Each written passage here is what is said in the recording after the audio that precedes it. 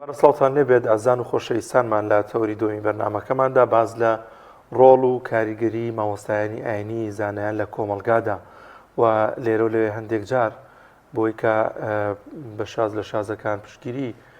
هەڵوێستی دەسەڵاتداران ناکەن مامۆستایانی ئاینی زانایان دوور دەخرێنەوە چەندە لە کاتی بانگەشەکانی هەڵبژاردنە کە ئێستا لە سەروبەندی بانگەش هەڵبژاردنداین لایەنەکانی دەسەڵات حیزبە ئیلمانیەکان بابەتە ئاینیەکان مەسەلەی ئاینی مامۆستایانی ئاینی بەکاردێنن بۆ بانگەشەکردن لە هەڵبژاردندا بەگشتی ئێمە باز لەوە دەکەین کە تا چەند گرنگە پشتگیریکردن لە مامۆستایانی ئاینی لە نێو کۆمەلگادا و زەروریەتیان لە نێو کۆمەلگادا و لەگەڵیشیدا باز لەوە دەکەین کە خودی خۆشیان بتوانن ئەو ڕۆڵە گرنگەی کە میراتگیری پێغەمبەری عەزیزمانە صلی الله علیه وسلم ماوەتەوە بۆیان بەرجەستەی بکەن و هەمیشە بەردەوام لە دژی زوڵم و ستەم بن و لەبەرەی ستەم لێکراوە گفتوگۆ دەکەین لەگەڵ میوانەکەمان بەڕێز دکتۆر ئەحمەد سۆفی بانخواز کاک تۆیان زۆر بەخێر بێ سپاس بۆ خوای گەورە سەلامەتتان کە زۆر سپاستانەکەم بە ئەو دەرفەتە سەرچاوەکانمان لەو پرسیارە دەست پێ بکەم زەروریەت و گرنگی مامۆستایانی ئاینی زانایان لە کۆمەلگای ئێمەدا تا چەند گرنگە لەم کۆمەلگای ئێمەدا هەم کۆمەلگا هەم تاکانی و کۆمەلگا ڕێزیەکی بێپیان بۆ مامۆستایانی ئاینی دابن لەبەری کە زەروریەتێکی گرنگن لە کۆمەلگای ئێمەدا. الحمد لله رب العالمين والصلاة والسلام على نبينا محمد وعلى آله وصحبه ومن تبعهم بإحسان إلى يوم الدين. خواهي قورا ذلك باس علماء كفرمين يرفع الله الذين آمنوا منكم والذين أوتوا العلم درجات. إيمان دارن لله خواهي قورا زور برزن بلام لنا إيمان داران لنا باور داران أهل علم برسترن لوان چونك أهل علم إمام أبو حنيفة فرمي أجر هاتو مامۆستایانی ئاینی يعني علماء نبن بأولياء إخوة يور أولياء لسر زوينيا كواتا يكم كس مرشح بو أو ببي با ولي خواي جورا دوستي خواي جورا خوشويستي خواي جورا دعاء قبول به بيت معي سيبوري أو ملتا وەکچۆن چێشت بە بێخوێ نابێ کۆمەلگا بێ مامۆستاوەکو چێشتی بێخوێ وایە ئەگەر مڕشید و ئەوانەی کە ڕێنوێنی خەڵکی دەکەن لە مامۆستایانی ئاینی نەمینێن دنیا بەرەو هەڵدێر و تێکەڵاویەکی خراپ دروستە بێت کە حەق و باتڵ تێکەڵاو دەبێ کوفر و ئیمان تێکەڵاو دەبێ بێدین و بەدین تێکەڵاو دەبێ ئینسانی خراپ و باش لێک جیا ناکرێتەوە بۆیە ئەبەدەن قەت کەسێک ناتوانێت بڵێ عالم و ئینسانی نەعالم وەکو یەکە قورئان فەرمێ هل يستوي الذين يعلمون والذين لا يعلمون إنما يتذكر أولو الألباب صاحب عقل كان دزانا هل يستوي استفهام إنكارية يعني لا يستوي قد وەکو یەکنی زانا و نەزان عالم و کەسێکی عوام لە خزمەت پێغەمبەر صلی الله عليه وسلم تاک تاکە ئەصحابی عالم دیار بوون پێغەمبەر زۆری خۆشەویستن عليه الصلاة والسلام لە دوای ئەو عمر بن خطاب رضي الله عنه بابن عباس فرمووەرە لە مەجلیسی سەحابەی کیبارە دابنیشە هەندێک پێشیان ناخۆش بوو فەرمووی ئەوانە ئەهلی علمن دەبێت لە لای سەرەوە دابدرێن کە قورئانە فەرمێ إذا قيل لكم تفسحوا في المجالس فافسحوا وإذا قيل انشزوا فانشزوا إن فرمي يرفع الله الذين آمنوا منكم والذين أوتوا العلم درجات ذلك علماء هاتن أجر بيانوت المجلس يكفرون كفراوان كان أجر علماء هاتن زانان هاتن يولا لا يسردان بنين خزمتهم كان لبري أوانا خمخوري أو ملة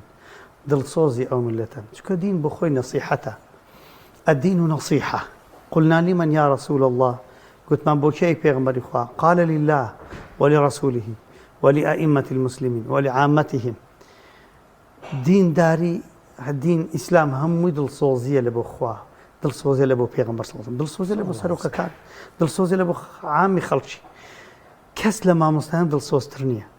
لەبەرەوەی سەلەف ئەیان فەرموو کاتێک مۆسیبەتێک دێ مشکلەک ڕوو دەدا کارەساتێک دێ زانایان لە وهلەی یەکەمە دەزانن ئەوە مۆسیبەتە بەڵام خەڵکی نەزان کە ئیشەکە تەواو بوو دەڵێن لە مۆسیبەتە گەورەی عقل ئەوەیە پێشەوەی شت بهێ پێشبینی بکە بڵێ ئەوە کاکە ئەو خراپە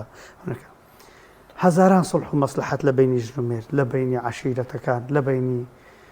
گەنجەکان لە بینی مەشاکل ئەو میللەتەی مامۆستایانی ئاینی بخۆ بەخشی لە پێناو خوای گەورە دەیکەن دەزاش پێشان دەڵێن لا نەسألكم عليه ئەجرا لە سوورەتی فاتر خوای گەورە دەفەرمێ سێن و عەزانەمان هەیە ثم أورثنا الكتاب الذين اصطفينا من عبادنا ئەفەرمێ پێغەمبەرانم هەڵبژاردن لە دوای پێغەمبەران هەندێکم کردن بە میراتگیری پێغەمبەران کە کتێبەکەی پێغەمبەران هەڵگرن و پەیامی پێغەمبەران هەڵگرن کەواتە بوون بە مەلا بوون بە زانا بوون بە عالیم قسمەتی خوایە بەهۆی نییە بچی زۆر بخوێنی هەیە زۆر دەخوێنی و دوایە دەڕوە نایەتەوە سلکەی بانگێکیشی پێ نادرێ ناتوانانی خزمەتی دینی خوای گەورە بکە دەبێتە پرۆفیش دەگاتە پرۆفیسۆری لە شریعەت نابێتە مەلا ناتوانێت ئەو ئیشە ناکە دەڕوە جا خوای گەورە فەرمێ فەمنهم ظالم لنفسه مامۆستایانش دەبنەسێنەوە هەیانە لەو عیلم و لەو دینەی کە فێر بووە ظالمە بوو یعنی دەچی ئەو پارەی ئەو عیلمەی هەیەی بە پارە دەفرۆشی دەیداتە دەسەڵاتداری لە پێناو تۆزێک خۆشی هەمووی دادنێ ئەو زڵمی لە خۆی دەکە زڵمێکی گەورە ئەو عیلمە جوانت پێە ئەو عیلمە لە زیاتیەوە ئیرشادی خەڵکی پێ بکە ئیرشادی خۆتی پێ بکە یەکەم جار ظالمە یعنی زڵمەش ستەم لە خۆی دەکە لە خەڵکیش دەکەم ومنهم مقتصد ئیدو هەمینیان یعنی چۆن کابرا هەندە پارەی هەبی اقتصادی لێ بکەن دەچی بخۆن دەچی نەخوا نوێژە دەکا سونەتەکان ناکە مامۆستاشە دەشزانی مەسەلەن دوورکە سونەت پێش بیان خێر و لەکە منە دنیا و مەفیها ناکە دەزانی ڕۆژێکی سونەت بگری پێغەمبەر فەرمووی صلی الله عليه وسلم خوای گەورە 70 ساڵ لە ئاگری جەهەنەمی دوور دەکات و نایکە بە خەڵکیش دەڵێ نایکە مقتصدە خۆی مامۆستا سماو بڵێم ینی گرنگە کە خۆی بیکە بۆی خەڵک چای لێ بکە ینی پێشەوەی کە بیشی قورئانە فەرمێ لم تقولون ما لا تفعلون بۆچی شتێک دەڵێن بخۆی ناکەن كبر مقتا يعني أشد بغضا عند الله أن تقولوا ما لا تفعلون بە خەڵکی بڵێ ئەو شتێک بە تایبەتیش لە حرام و خراپە بە خەڵکی بڵێ خۆ لە حرامی بپارێزی کەچی بەخۆی بچی لەگەر حیزبێکی ئەلمانی داوی پارەی لەوان وەرگری بچی بانگەشەی بۆوام بکە بچی لەسەر لیستیوان خۆ هەڵبژێری ئەوە کارەساتە ئەمە ظالم لنفسه هي و مقتصدە و ماڵوێرانە ئەوەی سێمینیان ومنهم بۆ چاوە شەکار بێ ینی خەڵکیش بێ وشیار بێ بۆی کە ئەم حیزبە بۆ نەم لایەنە پێشووتر دژایەتێکی زۆری مامۆستای ئاینی و ئەوەی کردووە ئێستا خێرە مامۆستایکیانی مەسەلەن بۆ گەورەترین نمونە بۆ هەڵگەڕانەوەی عالم و باوەڕپێنەکردنیان شەیتانە ئیبلیس دەرسی گۆتی تۆ مەلایکەت حوزوریان بۆ لە مەجلیسی جنەوە کەشە هەڵگەڕاوەت بەلعامی کوڕی باعوڕا لە بەنو ئیسرائیلیان دەڵێن گەیشت بۆ دەرەجەیەکی لە ویلایەت و لە خۆشەویستی ئینسان نابێ خەونێکی خۆشی بینی هەڵبخەڵەتێ برێ وی شام تازە لە عیبادەتی گەیشت مەشتێکی یان دوعاچ قبول بڵێ خەڵاسە من ثابت بووم هەتا ئەو ڕۆژە ئینسان دەمری دەبێت لە خۆی ئەمین نەبی بەلعامی کوڕی باعوڕا دەڵێن ئەگەر چاوی بەرز کرد بەوە عەرشی خوای گەورە لێ دیار دەبوو گەیشت بۆ ئەو دەرەجەی گەیشت بۆ دەرەجەیەک هەر پەردە لە بینی و عەرشی خوای گەورە نەما بوو عەرشی خوای گەورە لێ دیار دەبوو یعنی هەفتە ئاسمانەکان و هەمووی خوای گەورە بۆی نزیک بوو ئەو جا فەنسەلەخە هەڵگەڕاوە حاشا لەبەر فتنەی شەهەواتمان هەڵگەڕاوە فەنسەلەخە یعنی چۆن کەسێک ئەو پێستەی نییە پێستی بە پلایسیشتێکی ئەوها لەسەر جسمی بە ساغی لێ بکەوە خوای گەورە فەرمێ ئەوها ئیمان لەو ئینسانە جودا بوویەوە سبحان الله پەنا بە خوای گەورە بۆیە ئینسان دائما دوعای ثەبات بکە دوعای پێغەمبەر ئەی فەرموو اللهم یا مقلب القلوب ثبت قلبي على دينك هەروای دەگوت دایکە عایشە فەرمووی عایشە فەرمووی یا رسول الله صلی الله علیه و بۆ چەندە دوعا دەکەی فەرمی عایشە دڵی ئینسان لە بینی دوو پەنجەی خوای گەورەدایە یقلبها کیف یشاء هەڵجێر وەرجێر پێ دەکات بەس خوا دەزانی کەنجی ئینسان کە دەمری لەسەر حەق دەبی یان لەسەر حەق نابی لێ فەرمی من كان آخر كلامه لا إله إلا الله دخل الجنة کەسێک آخر شەی لەو دنیا ثابت بێ حتى آخر شەی لا إله إلا الله بێ دەچێتە بەهەشت خوای گەورە بەهەشتمان بەقسمەت کە سێهەمین صنف ومنهم سابق بالخيرات بإذن الله ئەوان تەواو خوای گەورە ئێمەش لە سنفی ئەوانەدا من عالم نیم بەس خۆم ئەشبهێنم بەو ئەهلی عیلمە و بۆ خەڵکە و بۆ طالب العیلمانەی بە تەڵەبەی عیلم کە بەڕاستی سابق بالخيرات ئەوانە نیعمەتن پێش ئەوەی بە خەڵک بڵێ ڕۆژی جومعە بە خەڵک بڵێ پێنجشەمان و دووشەمان بە ڕۆژ مامۆستا پێشەمەی بەخۆ بە ڕۆژوو بووی مامۆستا بەخۆ خێر و خێراتان بکە مامۆستا بۆ خۆی عائیلەکەی خۆی پێشەنگ بی لە چاو خەڵکی نەک کچی مامۆستای حاشا سافیرە بێ و ڕوت خود بێ بە خەڵکی بڵێ کچی خۆتان داپۆشن هەرچەندەوە هیدایەت بەدەست مامۆستای نییە بەس ئەگە مامۆستا تەقسیری هەبوو بێ لەو حاڵەتەیە گوناهبارە و ئەو سێ نوع مامۆستایانەمان هەن خوای گەورە لە چاکەکانمان حساب بکەوە زۆر باش مامۆستا گرنگی مامۆستان و ڕۆڵی مامۆستایان لە پێگەیاندنی خەڵک لە وشارکردنەوەی خەڵک لە کۆمەڵگایجگە لە زانستەی کە ئەگەێنن بتوان هاوڵاتیان وشارکردنەوە لە بارودۆخی کەسیان ڕۆڵ و گرنگیان چێ لێرەدا. پێغەمبەر صلى الله عليه وسلم دوای نوێژی بەیانی دوعای سێشتی دەکرد. فرمى اللهم إني أسألك علما نافعا ورزقا طيبا وعملا متقبلا. خواجان زانستێکی بە سوودم پێ بەخشە. زانستی هەموو مامۆستایان بە سوود نییە. مامۆستای زۆر عالیمە کەس ئیستیفادە لێ ناکات. ئەگەر بتەوێ ئیستیفادە لە عیلمی زانایەکی بکەیت تەماشای کە تەماشای بزانە ئەو خەڵکانە چه ئیستیفادەیەکی دێت. تەماشای بتەوێ بزانی عیلمی کام مامۆستا بە سوودە تەماشای ئەو مامۆستایانەکە. مامۆستایی وایە بەس قورئانی بە جوانی زانیوە لە لادەیە کە 50 کەسی فێری قورئان کردووە. ماجستێر و دکتۆراشی نەبووە. مامۆستایش وا هەیە پرۆفیسۆرە لە گوندێکی لە لادەیەکی لە شارێکە بەس بۆ خۆی دەژی. دەچێتە سەفرە و سیاح و دنیای دەبینی حەزم لێ دنیای ببینم حەزم لێ بەحسی بنووسم حەزم لێ نەزم. ئەو خەڵکیش یەک کەس ئیستیفادەی لێ ناکات. منداڵی خۆشی دەرسێکی لە ماڵ و منداڵی خۆش دانەنایە. عیلمی بە نەفع زۆر قازانجە. عیلم یعنی زانستی بە سوود. ئەو زانستە بە سوودە ئەگەر هات و بڵاو بوویەوە مامۆستایەک لە هەر شوێنێک بی وەکو مەصنەعێکی لێ دێت وەکو معمەلێکی لێ دێت لە بۆ پێگەاندنی پیاوانی چاک. رجال لا تلهيهم تجارة ولا بيع عن ذكر الله من المؤمنين رجال صدقوا ما عاهدوا الله عليه. كم لە پیاوان ئەوانەی کە ڕاز بکەن لەگەڵ خۆ کۆمەڵە پیاوانێک لەسەر دەستی ئەوانە پێدەگەن وەکو چۆن پێغەمبەر صلی الله علیه و سلم هەڵی بژاردن ئەبوو بەکر و عومەر و عوسمان و عەلی بوونە ذوخر لە بۆ ئەو ئیسلامە هاتوش لە جێی پێغەمبەری صلی الله علیه و سلم مامۆستا دەبێ پەرێزی دیار بێ کە لە شوێنێک دەڕوا نابێ بڵن وەی مامۆستا ڕۆیش کەس نێ پێش نوێژیمان لە بۆ بکە. دەبێت 100 مامۆستای لە دوای خۆ بەجێهێشتووی بە ئیزنی خوای گەورە. زۆر باش مامۆستایان ئەو کێشە و گرفتانەی کە لە خەڵکدا هەن ینی لە نێو کۆمەڵگادا زۆر جار مامۆستایانی ئاینی ڕاستە ئەنی هەنێک زانیاری گرنگ لە عەقیدە لە شەرع ئەمە بۆ کۆمەڵگایان بەڵام واقعی ئێستا ینی ئەو زروفی کە ئێستا خەڵکی تێدایە بۆ نمونە زوڵم و ستەمێکی زۆر بەرامبەر بە میلەت دەکرێت ناحەقێکی زۆر بەرامبەر بە میلەت دەکرێت یاخود موچەی پێنادرێت زۆر شتی دیکە تا چەند گرنگە مامۆستایانی ینی و ڕۆڵێکی بەرچاویان هەبێت لەوەی کە پشتگیری لە ستەم لێکراوە بکەن پشتگیری لەو خەڵکە مەزلومە بکەن کە زوڵمیان لێکراوە بە شێواز لە شازەکان لە مینبەرەوە بێت لە وتاردامی لە شوێنێکا بێ دژی ئەو ستەمە بوەستنەوە کە بەرامبەر بە میلەتەکە ئەکرێت. الله سبحانه وتعالى فرمي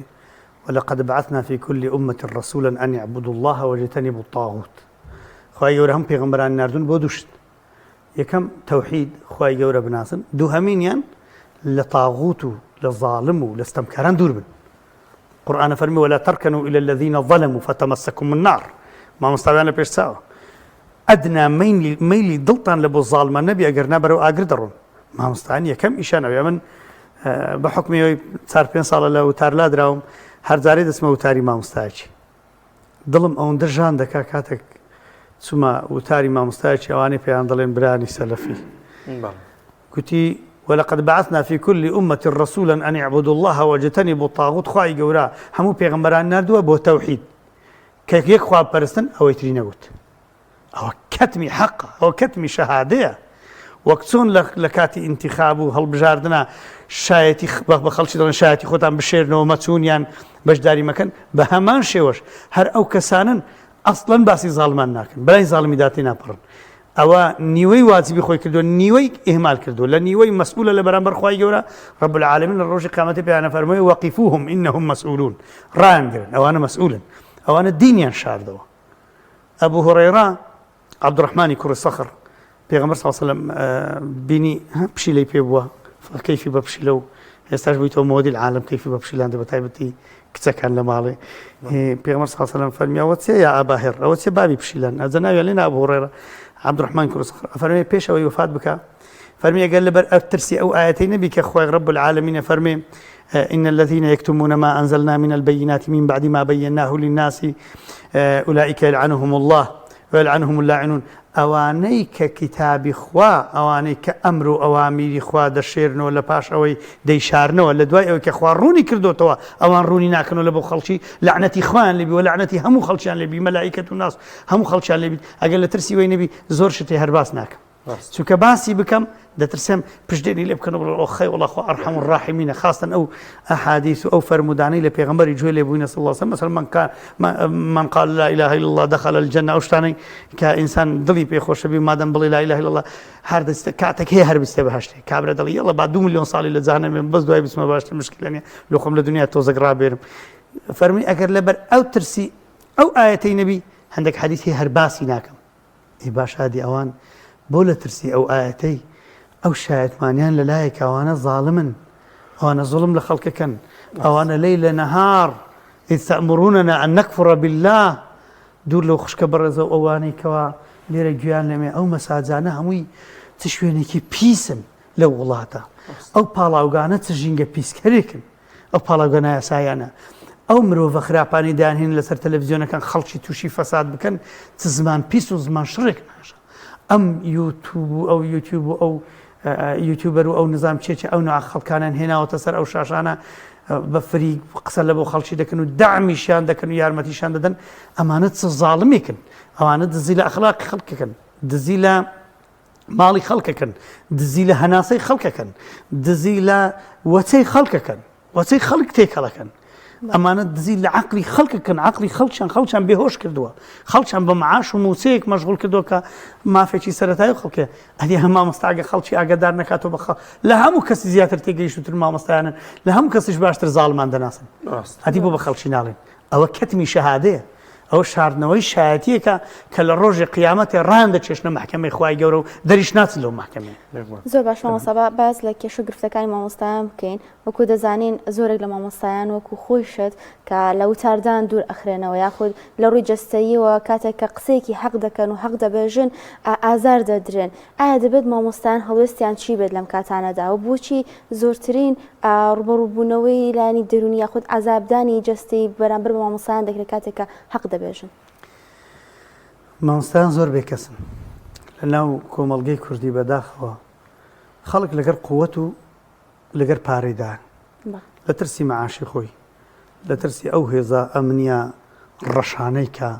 بەدەستێکی ڕەش یەخەی هەرچی بیانەوێ هیچ حدود و سنوورێکیان بۆ نییە لەو کاتێک کە پێیان دەڵێن بڕۆن فلان بگرن و فلان دەستگیرکەن و فلان لابدەن و فلان ئەوگەن هیچ حدودێکیان بۆ نییە و نە لە خوا ترسن نەشەرم لە خەڵکەکەن و حسابی قیامەتیش ناکەن پەروەردەیان کردوون بە شێوەیەکی دڵڕقانە بەرامبەر خەڵک ڕابەس خەڵک لەو ترسێ کە حەق لە خوا بترسن خوا حەقترە لێ بترسن نەک ئەوانە لە ترسی ئەوانە خەڵک پشتی مامۆستانی بەرداوە یعنی مامۆستا زۆر بێکەسن مامۆستا لەسەر مینبەرێ بەبەر چاوی عالەمێ بێتە خوارێ خەڵکی دەنجی ناکە جاری وهەیە مامۆستا نایەتەوە سەر مینبەرێ دەڵێن کوڕە وەڵڵی مامۆستاش لە خۆی نەیزانی بیخوا مامۆستاش نەیزانی کوڕە مامۆستا عالەم بە تو چانابی لو باز دەکەی 100 کەس بەم نیگوت وەرە بە توم نەگوت خوا لات دەدەنها دوعا دەتکوژن کە چوومە سۆران گەنجێک هەیە ناوی نادەم گوتی وەڵڵی مامۆستا دوسێ خوتبان هاتەکردم بووی وەڵڵی وەبیللاهی وەتەڵڵاهی ئەتۆ ڕۆژێک دادێ لە پشت شیشەکانی سزنێ دەتبینم تم وەڵڵی وەبیللاهی وەتەڵڵاهی ئەگەر ڕزقی من نەکەویت بتا حەبس و سزنەکان بە حیاتی خۆم ناسمەوێ وە نەچوومە الحەمدوللا وەڵڵی هەرچی حەقیش بوو خوای گەورە بە قسمەتی کردم دوای 13 ساڵ لە هەتام یعنی بۆ خۆشم گومانم هەبوو باشە من ئەو قسە حەقا ناکەم کێم نەپارێزی والله غيري الله سبحانه وتعالى هیچ پشت و پەنایەکشم نەبوو بەس ئەلەیس الله بکافٍ عەبدە خوا بەس نییە لە بۆ عەبدی خۆی هەتا ئەو کاتەی خوای گەورە پێی خۆش بوو لەوێ بم لێ بوو ئێستا دیارە خوای گەورە شتێکی بۆ داناوین حسبنا الله ونعم الوكيل بس والله عيبة لبو ملتي لبو مسلمانا لبو أو كردي وها بترسل لو ده صلاتي كانت واني تحنانت كمقدسترين وبيروسترين رمز لنا وكردان ملاي كردا كهمش تقوي بقرباني ملتي كدفاعي لينك كليدا قومي ما مستاك رجشي جرا ديقول والله زيدانك من هبو ما ديقول أمني أنقرتم دعاب كبربم ديقول ما مستا أمن لدرزي درجاي كونێک لە دەرگای دابوو بەخۆ بە خێزانم بە نۆبەت تەماشەمان دەکرد لە کوونەکەی کە هاتن ئەتویان بردی بە سۆڵی ئیسمان پێ نەدەکرا تەنانەت نەیتوانی و دەرکەش بگاتەوە لە پشت دەرگای لە درزێکی دەرگای تەماشای مامۆستای کرد کە بزانم چ بە مامۆستا دەڵێن لە زیاتی بێتە دەرێ برێ کاکا هەر عەلە الأقل وەکو کابرای بەنو ئیسرائیل ئەتەقتولون رجلا أن يقول ربي الله کاکە بۆ وای لێ دەکەن ڕاوەستن چاوەکەم بۆ جەمارەوە خەڵکەمە قبول ناکەین شتێکتان هەیە متحمل لەگەڵ مامۆستای دین جارە چەند لە یەک لە قەزاکانی منطقەی ما ناوی نادەم بە لەسەریان ئەوە نەکەن ینی زەختیان لەسەر نەکەن مامۆستایەک باسی مەسئولێکی کرد بوو بە سەراحەت حەق نییە مامۆستا ناوی خەڵکی بینی لە وتاری ڕاستی تەشیری پێکرد بوو هیتر بڕیاریاندا وتیان لە وتاری لابن